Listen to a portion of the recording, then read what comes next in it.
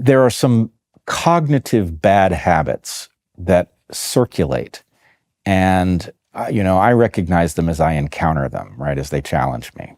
And there's one in particular where people feel entitled to demand of you that you modify your model based on what they claim is compelling evidence of blah, blah, blah, blah, blah. So, for example, there's a group of people who have become convinced that there was no novel pathogen in the COVID phenomenon. Now, that's possible. In my opinion, the COVID phenomenon was mostly not about a biological fact of a pathogen. It was mostly about propaganda and things, human things. But here's the problem. Scientism gone mad.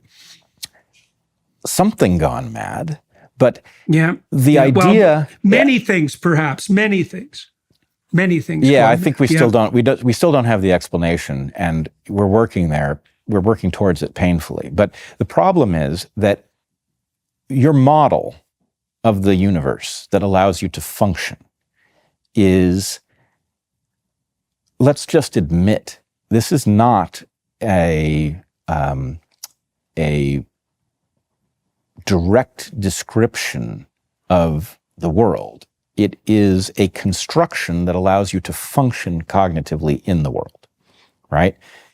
And my feeling... Absolutely. This is what attracted me to the American pragmatists, because they figured that out in like 1890. It's like, your world model is a navigation tool. Perfect. So, yes, the point is... Yeah, it's a perfect metaphor, man. The point is, I don't have to justify it in the same terms that I would have to justify a scientific claim, right? The components of my model are what I use to make my way in the world. And what justifies my use of them is that they work. And when somebody says to me, oh, you have to swap that out because, nobody sequenced the pathogen, or whatever it is that they say. My point is, I am very reluctant to take something out of that model that has allowed me to successfully predict and navigate where I was going. And I don't, what's more, this is the important part, I don't owe anybody an explanation for why I'm not taking it out, because it's not a scientific claim. What it is a piece of a structure that has to function.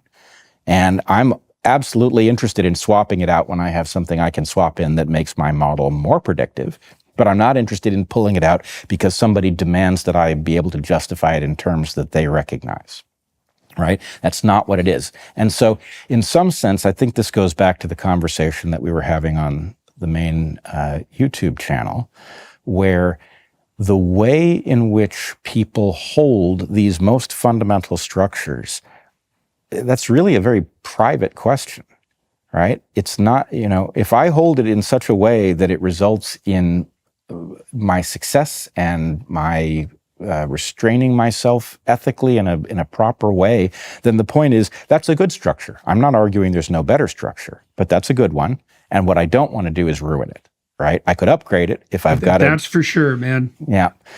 So anyway, these cognitive... And it's also, there's a corollary to that too, which is that you're going to have a structure like that, whether you know it or not, right? And it isn't a description of the objective facts of the world, partly because part of the problem with that, as far as I can tell, is that if you had a comprehensive description of the facts in the world, you would have as many facts at hand as there are things in the world, and that wouldn't be helpful.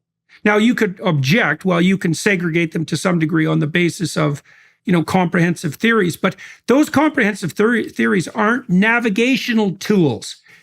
At best, they're descriptions of the landscape. And I'm not claiming that we don't need descriptions of the landscape, because we do, because I don't care how good your map is, your strategy for orienting, if your map of the landscape is inaccurate, you're going to foul up. But those aren't the same, they really aren't the same thing. And part of what people like Dawkins, for example, really don't understand is that if you destroy a functional navigational tool, or you alter a map, or you burn the map, there'll be subsidiary maps or subordinate maps that pop up, which are way more pathological. That's a descent from a monotheistic unity into a paganistic pluripotentiality.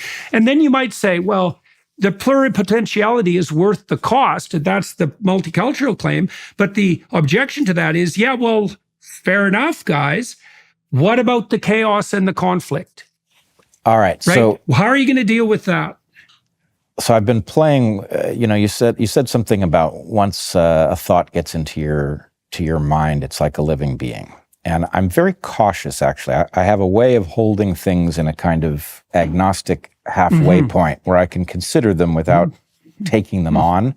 But I'm purgatory. Yeah, it is thought purgatory, maybe. But yeah, exactly. I wonder increasingly about the following question. It is wonderful in many ways to have a huge diversity of things you might read or listen to. There's something marvelous about that. But I also wonder about if you were to look at the trade-off between having a diversity of things to listen to and contemplate versus a, what would the term be? Quality, man. Well, not even quality. Let's put it this way. If you have an infinite diversity of things that you could read, then you are able to read the highest quality things and you might seek it. But my question is, what is the value of us having the same stuff in common, right? If you imagine like just take a scientific laboratory in which everybody has the same basics is a fertile place to have discussions, even if those basics aren't perfect. Right? Whereas something in which everybody is specialized in their own little quadrant, but they can't talk to each other, is not such a fertile place. An individual may get somewhere new. So what I'm really wondering is how much is lost in the fact that, in a room full of students, I had a hard time finding a single song that they all liked in common. And progressed to teach my Maps of Meaning course. Is that right? Because it presumed knowledge of the biblical stories. Mm. Okay, so here's a hypothesis for you, Brett. Tell me what you think about this. All right, so the collective unconscious is the relationship between concepts and the relationship between images and the relationship between behaviors, the statistical relationship as they're manifested in the broad culture. Okay, those are implicit structures. Now, your unconscious is a reflection of that, a low-resolution reflection. Okay, now imagine that to organize your unconscious properly, you need a structure embedded within you that's isomorphic with the deepest parts of the culture. Otherwise, you have no place to put things. You have no way of ensuring a concordance between your orientation and the orientation of the world. I think what the biblical corpus did was provide a network of memorable stories that were places where information could be put.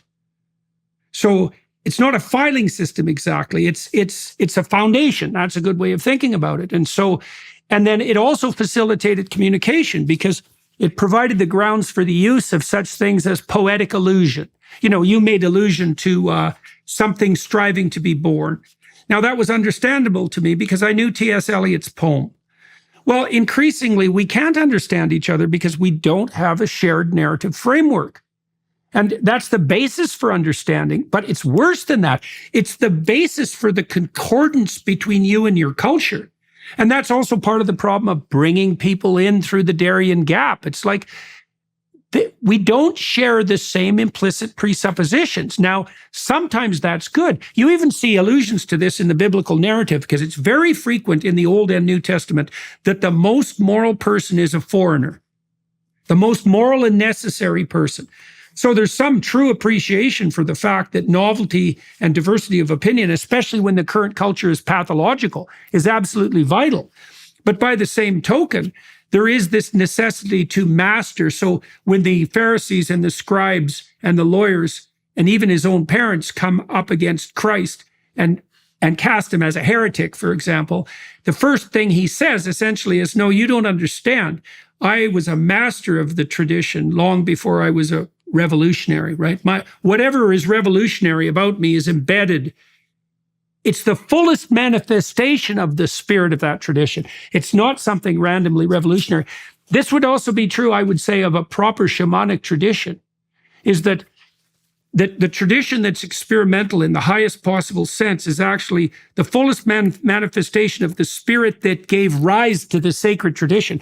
What you see in the Gospels, for example, is when Christ goes after the Pharisees, this is actually the insult, I think, that gets him crucified. He says to them, "You are the same people that would have killed the prophets whose dogma you now worship." Right. It's a deadly criticism, right? Boy. Because he's going after it's a deadly, well, and especially because it lands hard, because it's more or less self-evidently true. So you can imagine that in the sacred, there's a spirit, right? And in the sacred, by your terminology, there's a spirit that gave rise to the sacred. The spirit that gave rise to the sacred is identical to the shamanistic. That's why the word of God is embedded in God the Father. That's a good way of thinking about it. That's why, to give you a popular example, that's why you have Pinocchio, who's striving to become an individual, and Geppetto in The Whale at the same time. It's exactly the same idea. That there's a paternal spirit that represents stability, but the deepest part of that spirit is actually the investigative process that gave rise to the emergence of the sacred to begin with. Right. And it has to be held as paramount. This is why the Egyptians, for example, worshiped the eye, the attentive eye, because they knew that was associated with consciousness, right? They knew that careful and humble attention had to be regarded as the highest possible manifestation of the proper spiritual path. They portrayed it as literally that which resurrects the dead, Osiris, their